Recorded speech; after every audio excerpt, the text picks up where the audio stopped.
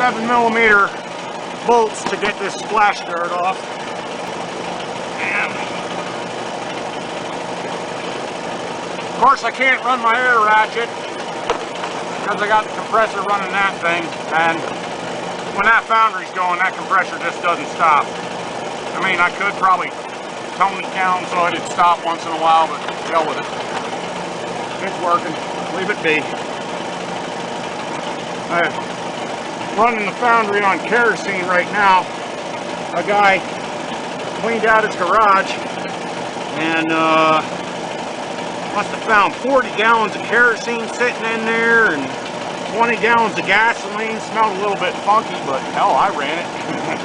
It was just fine. At least in the Scout. I don't know if I'd have wanted to run it in a fuel injected vehicle unless it was a pinch. I'll tell you what, that air ratchet sure does make life a little easier on it.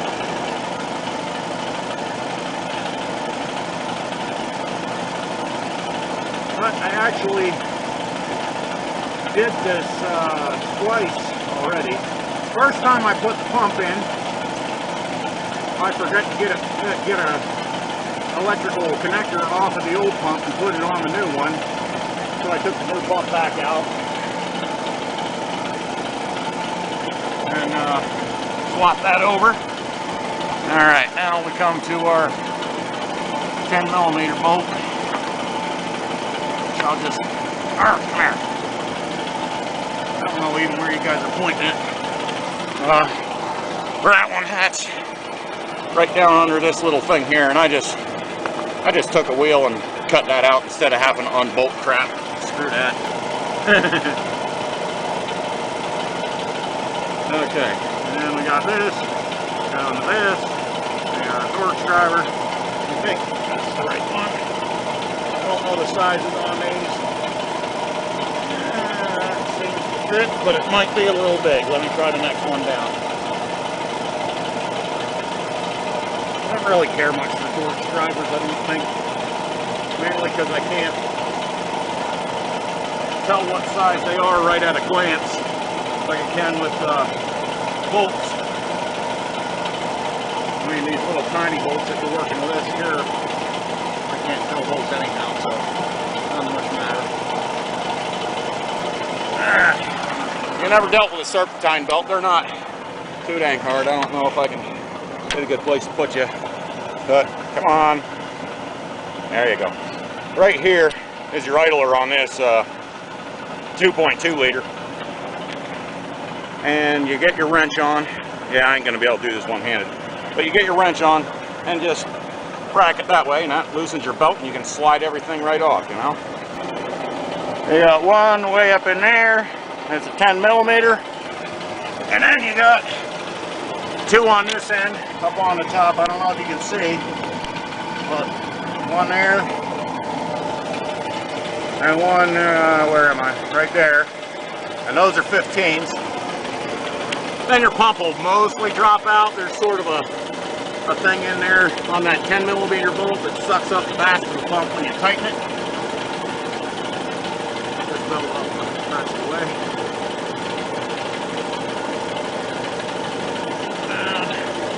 I'm sure there's better ways to do this. I don't know whether I was extension here or not. I don't believe I did. Try it. Well.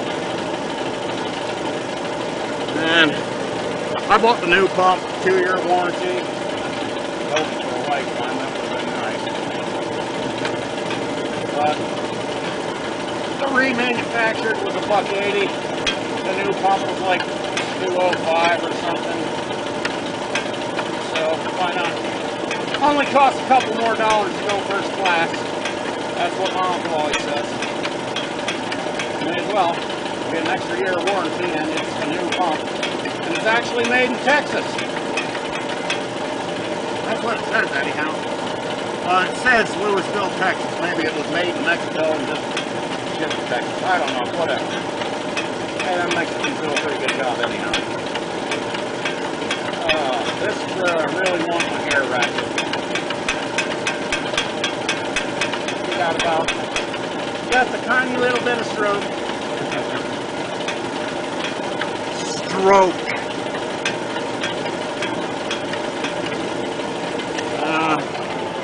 I don't know if I'm going to be able to show you much of what I'm doing, and it's really not that interesting, probably. I wonder if anyone's even still watching. It's hard to get your hand up here past this damn exhaust pipe. Nice. Nope. Finger tight, ratchet loose. Yeah, this is where the air ratchet really makes life easier. I'm trying to get this damn connector out of my way. Yeah, you got a connector on the back of the pump. Got a little squeeze tab type thing on there. So you squeeze the tab and it pulls off. Don't know what it does.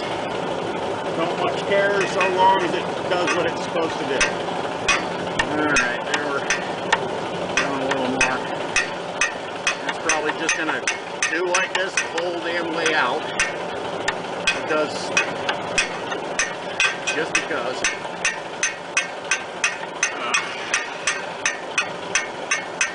But it's going.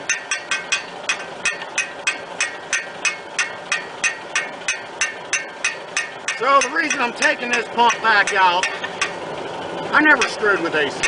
All I would do, if it worked, I might leave it in on my cars when I was younger.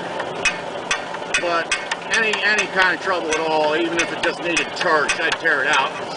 That's less stuff in my way, less belts. You know, a little less weight on the car. Never hurts. When the pump came, there's a plastic wrapper on there. It says, contains assembly lube, do not remove. And then the instructions say, flush everything out. Well, what do I do? Now I tend to go past the least resistance, so I just left everything in there and bolted it right up. But then I talked to the guy that does the AC around here, and he says, well, no, we usually empty them out and la-di-da, so whatever. And he's not the guy that actually does the AC, but he's seen it run a lot, I guess, down the garage and kind of knows what he's doing, kind of. So I'm going to go with his word. And oh my God, it's still not coming. There, now I can get it with my fingers at least. There we go, that's better. So I'm going to empty the assembly lube out and see how much there is in there. And the guy said that there's, I don't know, 4 ounces or something, or 5 ounces. They usually just don't worry about it. Put it back in and off you go. But if there's not that much, I'm just going to leave it empty, bolt it back up, and pull the electrical power for the clutch so it can't kick on without any lube, and they'll have to deal with the oil, because I don't know what kind, I don't know how much. You look at the little instruction pamphlet that came with the thing, and it's in 3 different languages, and they got a whole spreadsheet on pump manufacturers and capacities of oil and vehicle manufacturers. No. You know what? If they got to take the pump out again to lubricate it, well, screw it. I'll friggin' pay for it. Unless, you know, if they want to send it back with the lubricant or what I should get, how much, I'll take it out yet again and take care of that. Ain't a big deal. Alright, here's the pump. Mostly loose. Now you gotta angle it out of the mount. Kind of get it around like this.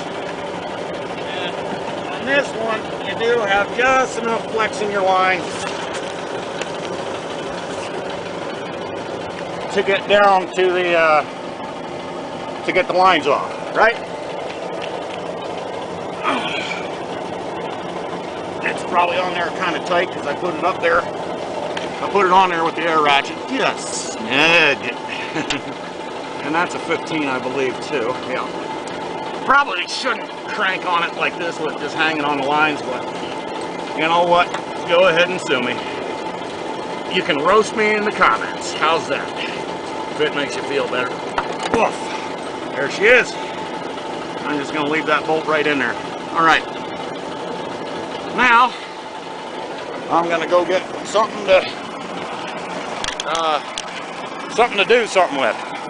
Sometimes you got to do stuff. Let's see what I got here in the shop. I got a mess in the shop is what I got. Okay. Oh my God, do I got a flaming friggin' mess. These things, little artsy fartsy pieces I made, they got to get the hell out of my way. I'm about ready to melt them back down again. But for now, they can sit on top of the drill press. Give me a little room to work. So, I'll actually have a measuring cup out here. Wife would probably kill me if I used one of hers for this nonsense. Of course, you know, she always buys the Pyrex stuff. It washes out. What's the problem? There's a bunch of brass chips in that. Not gonna use that. Oh, crap diddly. Well, no, I'm gonna use that. Here, we'll just bang it out real good and clean it out with a greasy old rag. And I think what I'm gonna do is just look for a significant amount of oil in there. And the guy said, oh well, 4 or 7 ounces, whatever, you know, that's gonna vary by the pump. But let's go, I guess. And all right, well, there's your holes you're looking for. We're just gonna stick that pump right up over them, and well, that seems like there's nothing in there. Huh, that's interesting. I wonder what you do then. Do you bolt it back up and they can put it in while it's on the car? I don't know. I'm gonna go give the guy a call. Be back in a bit. How long is this? 20 minutes? That's not bad. All right, I talked to the dude that does the air conditioning, and he says it is better to lubricate the pump while you got it out. And I can imagine that's so, because you know you're probably going to be cycling the pump and you don't want to run it dry, especially there's nothing in there. So I got some ester oil on the way. I guess that's what it's called. And well, if you want to know how to put this pump back in, just play the video backwards. Meantime, I'm going to keep burning diapers. And if anybody could tell me why these rear brakes are locking up horribly on the gravel, that would be great. I tried feathering off the edges of the brake shoes. We changed drums on it. No leakage from the wheel cylinders, and they make a horrible squeal and they just lock up on gravel, and you know, it's not good to drive it like that, especially if you run over some wet road in the rain or the ice or whatever. That rear end's going to go crazy on you. I'd appreciate that if somebody could tell me why that happens. If I don't know what's going on. Anyhow, yeah, take care, guys.